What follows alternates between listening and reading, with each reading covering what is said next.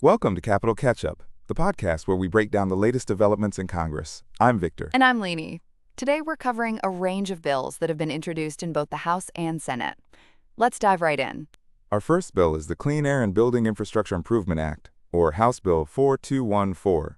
This bill aims to require the Environmental Protection Agency, or EPA, to publish regulations and guidance for implementing new or revised national ambient air quality standards. That's right. The bill's purpose is to provide clarity and assistance to states, permitting authorities, and applicants on how to submit and consider pre-construction permit applications under the new standards.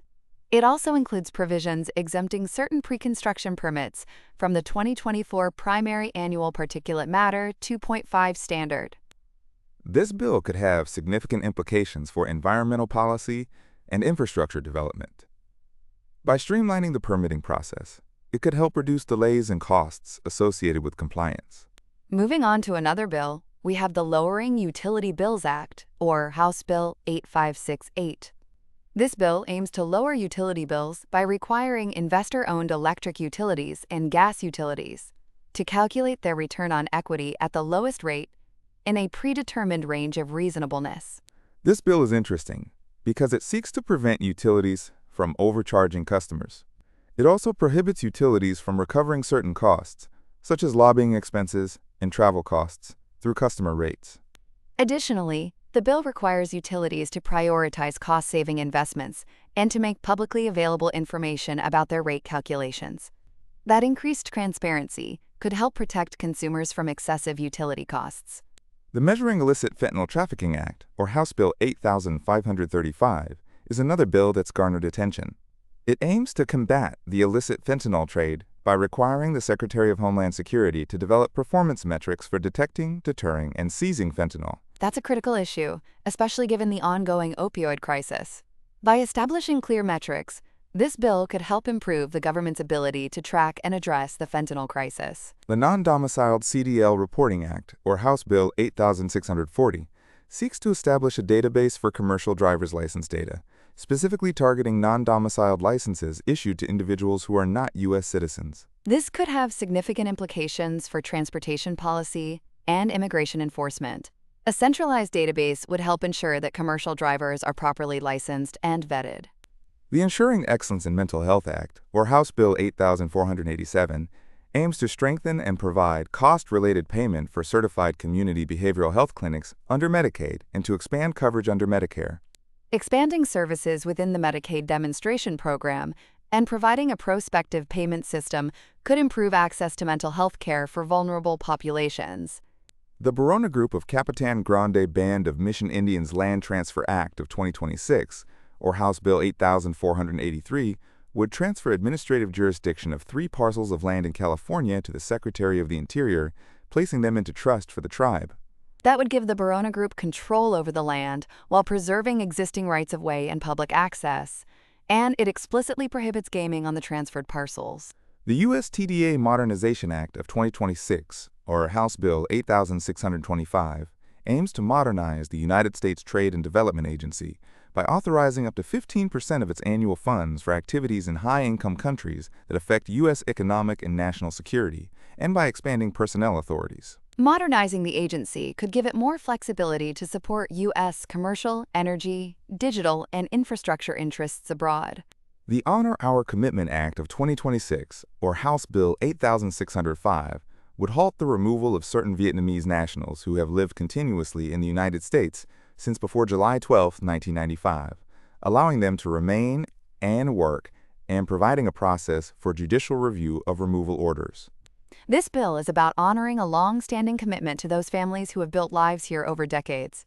The Trump Ballroom Act, or House Bill 8537, would authorize construction of a ballroom on the White House grounds, granting the president sole authority to design and construct it, bypassing other existing statutes. It's a unique proposal that raises questions about executive authority and historic preservation. The No Bias in the Baseline Act, or House Bill 8569, seeks to clarify that budget baselines should be based on current law and the assumption of continued discretionary appropriations without inflation adjustments, and requires the Congressional Budget Office to publish alternative fiscal scenarios.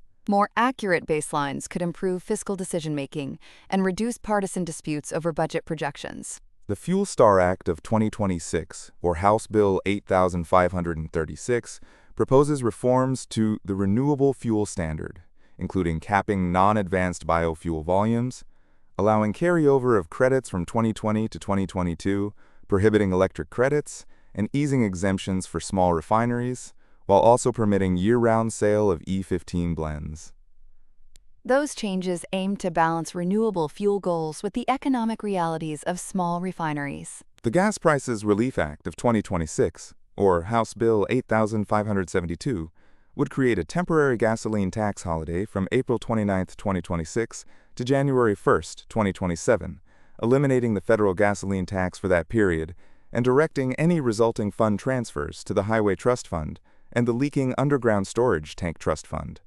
If enacted, consumers could see lower pump prices, though the impact on federal revenue and infrastructure funding would need close monitoring. The Empower Act, or House Bill 8575, would strengthen public-private partnerships within the State Department to advance women's economic security in South and Central Asia, establishing a dedicated unit, expanding women's councils, and requiring a report to Congress on implementation.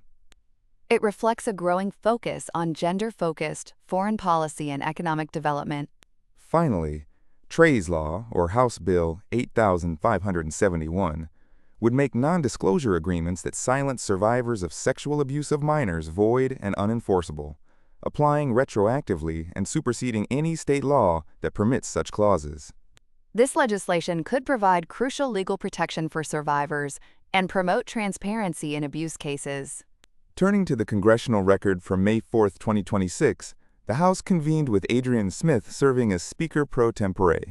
The session began with a prayer and the Pledge of Allegiance, and the Speaker announced the signing of an enrolled bill, Senate Bill 4465, amending the FISA Amendments Act of 2008 to extend foreign intelligence surveillance authorities.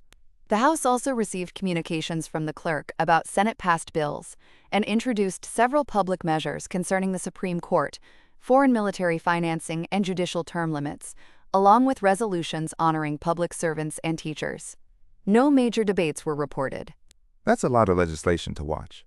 Listeners should keep an eye on the Clean Air and Building Infrastructure Improvement Act, the Lowering Utility Bills Act, the Measuring Illicit Fentanyl Trafficking Act, and the Gas Prices Relief Act, as they move through committee and floor action. And stay tuned for updates on the mental health, women's empowerment, and Tree's law proposals, all of which could have real impacts on everyday Americans.